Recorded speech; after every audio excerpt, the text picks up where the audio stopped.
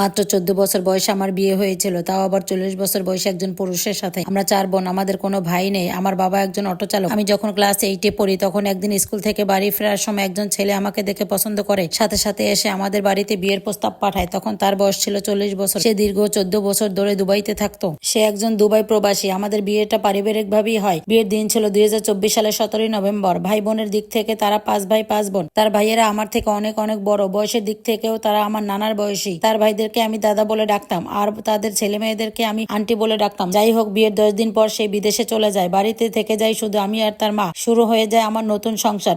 প্রথম আমি কিছুই পারতাম না। এরপর আস্তে আস্তে সবকিছুই গুছিয়ে নিয়েছিলাম। সংসার করার পাশাপাশি শুরু হয়ে গেল আমার উপরে মানসিক চাপ। আমাকে কারোর সাথে মিশতে দিত না, আমাকে আমার বাবার বাড়িতে পর্যন্ত যেতে দিত না। আর গেলেও হয়তো 5 দিনের বেশি থাকতে পারতাম না। আর যদিও থাকতাম, সে আমার সাথে কথা বলা বন্ধ করে দিত। আমাকে কোনো প্রতিবেশী মেয়েদের সাথেও মিশতে দিত না। বলতো আমি নাকি তাদের সাথে মিশলে খারাপ হয়ে যাব। সবাই বাইরে গল্প করতো, আড্ডা দিত, মজা করতো, আর আমি শুধু একা একা ঘরের ভিতরে বসে থাকতাম। আমার কাছে কোনো মোবাইলও ছিল না। বাইরের সবাই আড্ডা দিত আর আমি একাই ঘরবন্দি হয়ে থাকতাম। ভাবতাম এখানেই মনে হয় আমার জীবনটা শেষ হয়ে গেছে। জানালার দিকে তাকিয়ে থাকতাম আর কান্না করতাম। আমার সাথে সে কথা বলতো তার ভাবির মোবাইল দিয়ে, অথবা আমি আমার বাবার বাড়িতে গেলে আমার বাবার মোবাইল দিয়ে, তাও মাত্র 3 মিনিট অথবা 5 মিনিট। এক সময় আমার বাড়িতে সবাই এ নিয়ে কথা বলে যে একটা মেয়ে কখনোই এভাবে একা একা থাকতে পারে না। এরপর আমার বাড়ি থেকে বলার পরে আমাকে একটা মোবাইল দেয় ঠিকই, কিন্তু সেই মোবাইলে কোনো সিমও ছিল না, ইন্টারনেটও ছিল না। আমি শুধুমাত্র গান শুনতে পারতাম। এরপর আমার বাড়ি থেকে তার সাথে আবার যোগাযোগ করা হয়। এরপরে আমাকে একটা সিম দেওয়া হয় এবং 3 জিবি ইন্টারনেট দেওয়া হয়। আর সেই ইন্টারনেট আমি তখন ইউজ করতে পারতাম যখন সে আমাকে ফোন দিত। সে কল করার আগে যদি আমি কখনো ইন্টারনেট চালু করতাম তাহলে সে আমার সাথে অনেক খারাপ ব্যবহার করতো, আমার সাথে ঝগড়া করতো, কথা বলা বন্ধ করে দিত।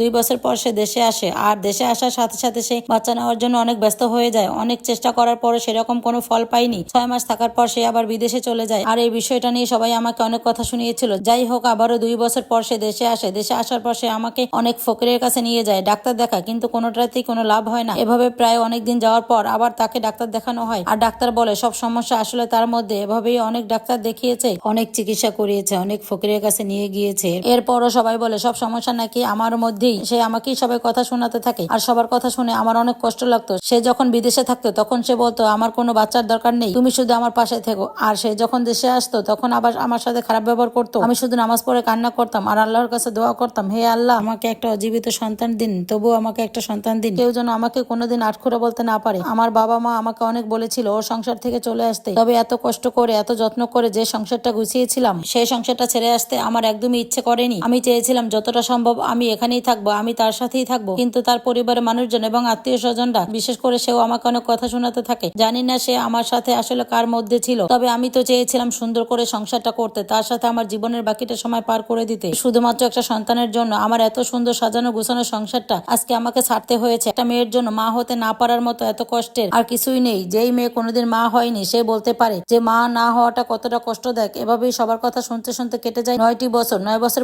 পরই তার সাথে আমার ডিভোর্স হয়ে যায়। ডিভোর্সের তারিখ ছিল 2023 সালের 19 সেপ্টেম্বর। আর শুধু এ কারণেই তার সাথে আমার 9 বছরের সংসারটা বিচ্ছেদ হয়ে যায়। আমার অনেক ইচ্ছে থাকলেও সেই সংসারটা আমাকে ছাড়তে হয়, আমাকে ওই বাড়ি ছেড়ে চলে আসতে হয়। শুনেছি সে নাকি আবার বিয়ে করেছে। আমার তিলে তিলে গড়িয়ে তোলা সংসারটায় এখন অন্য কেউ রাজত্ব করছে। আল্লাহ যাকে সন্তান দেয়নি তার মতো দুর্ভাগী আর এই পৃথিবীতে কেউ নেই। আল্লাহর দেওয়া সবচেয়ে বড় উপহার এবং সবচেয়ে বড় নিয়ামত হচ্ছে একটা সন্তান। আজকে যদি আমার একটা সন্তান থাকে তাহলে আমার তিলে তিলে গড়িয়ে তোলা সংসারটা অন্য আরেকজনের হাতে চলে যেত না। জানি না সেও কখনো মা হতে পারবে কিনা, তবে দোয়া করি সেও ভালো থাকুক। আমার মতন এমন পোড়া কপাল যেন আর কোনো মেয়ের না হয়। আর এই গল্পটির সাথে আমার বাস্তব জীবনের কোনো মিল নেই, তবে আমি সেই সব পুরুষদের বলতে চাই যারা একটি সন্তানের জন্য এত বছরের এত সুন্দর সাজানো গুছানো সংসারটাকে শেষ করে দেয়। আমি মনে করি আল্লাহর সিদ্ধান্তকে মেনে নিয়ে নিজের জীবন সঙ্গীর সাথে বাকি জীবনটা কাটিয়ে দেওয়া উচিত। কখনোই একটা সন্তানের জন্য নিজের জীবন সঙ্গীকে পর করে দিবেন না বা তাকে সংসার থেকে চলে যেতে বাধ্য করবেন না, কারণ জীবনের শেষ বয়সে আপনার সন্তান নয়, আপনার জীবন সঙ্গী আপনার পাশে থাকবে। আর এই স্টোরিটা যদি আপনাদের ভালো লাগে তাহলে কমেন্ট করে জানাবেন। আসসালামু আলাইকুম, আল্লাহ হাফেজ।